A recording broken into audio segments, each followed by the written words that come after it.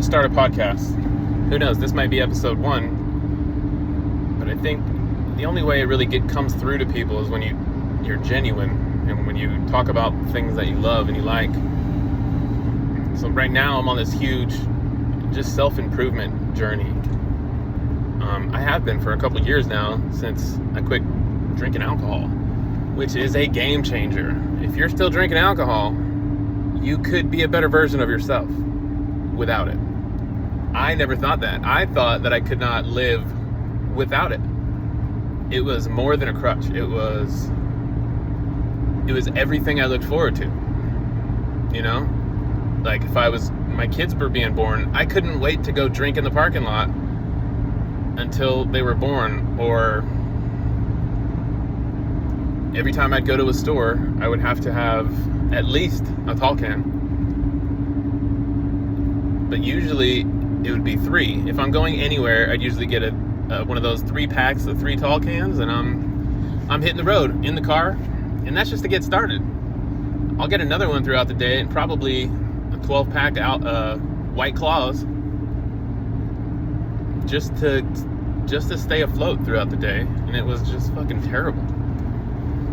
It was terrible. The level of depression that I had, I could not believe it. I was in a place where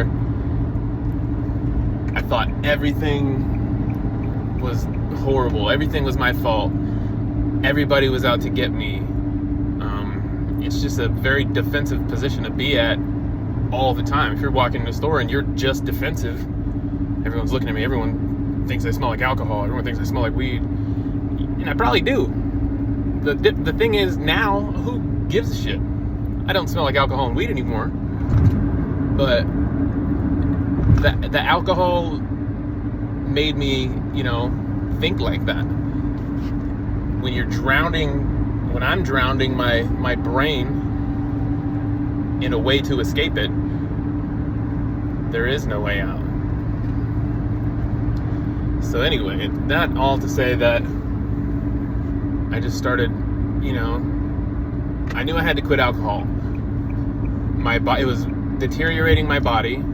I had a hip replaced in 2018. I'm 40 right now. And that was, 5-6 years ago, whatever it was. And then my other one is going bad, or it was then anyway. I lied to so many doctors about pain to get pain pills. So much so that I started believing it, and then they would treat me for just crazy diseases. Like, technically, I was diagnosed with rheumatoid arthritis and gout. Now, gout I can understand. Rheumatoid arthritis, I don't know. But I was in pain for a few years, and I was getting treated for it, but nothing helped. And I swear to God, it's because I was just drinking the whole time. It just ruins your body. It ruins everything. Your muscles, your ability to combat sickness. Like, I would get infections everywhere. In my joints, on the bottoms of my feet. They would get little pustules that would get infected. So much so I had to go get them clean, like a surgical procedure, to get them scraped out. That is the craziness of alcoholism. And then, so when I did make that decision, I didn't make it on my own either. For me, I had to move across the country. I had to get away from everything that, that my whole life was built around that. Every place I went, every person that I hung out with regularly, I associated with drinking. Maybe they did too, but when I look back on it, I'm the one who always wanted to drink. And I was drawn to people who like to drink as much as me. And so that's how I made my friends. Now, there's nothing wrong with my friends that drink. They're fine. They're good friends. But for me, I remember all of these things that happened over the year, just scenarios where I got so drunk that I became a liability to any party that I was at, or if anybody took me anywhere. Like, there was a talk among people, hey, let's keep an eye on Chris tonight. Like, let's make sure Chris don't get too fucked up, or my band, especially my band. man, can you only drink, two? Just drink a couple beers before the show.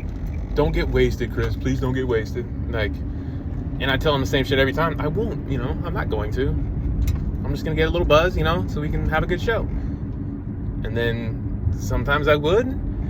Other times I just get fucking hammered. Kick speakers off the stage. Like, just stupid drunk shit. In addiction, for a while, at least in the band, it was me for like the first 10 years. It was just me. It made for a lot of good songwriting material and a lot of emotions in the band, which is kind of what makes Days 11 Days 11. But it also led to, me dragging other people into addiction, in my mind. That's probably not true, but it is to some extent. Because I was doing all that stuff, it made it easier for the people around me, especially my guitar player. And the way addiction works, it took a hold of him. And I was dealing with my addiction issues still. So I had to leave the state. And then, like 6 months after I got here, my guitar player had passed away. A best friend. He wasn't, I say best friend, but he was, you work with people in a band, right? But when you're together with any one person or any two people over 20 years, or it's probably like 17 years that we were together there, it becomes more than family. We're all working towards the same goal. So we're in here, 3-4 times a week. It used to be we'd practice 3-4 nights a week and then play on the weekends. And you get really, really close to those guys. I mean, we had many people in and out of the band, but the four of us were there from the beginning. And for my addiction issues to affect someone that I love and care about so much, to the point where his life was lost, it fucking hurts. Now, I'm not blaming myself for it. I mean, I do feel a little responsibility for it. Some people can handle drinking. Some people can casually do drugs. I am not one of them. I want all of it, and I want it right now. And it took 38 years for me to learn that about myself. And there's no limit to what I will do or who I will screw over to get what I want. And it's only in that addiction, in active addiction, that you feel that way, that you feel like you're in charge and you can control everything. I want this, and it needs to happen my way. Or, it's a crazy way of thinking. Looking back at it, it doesn't even make sense.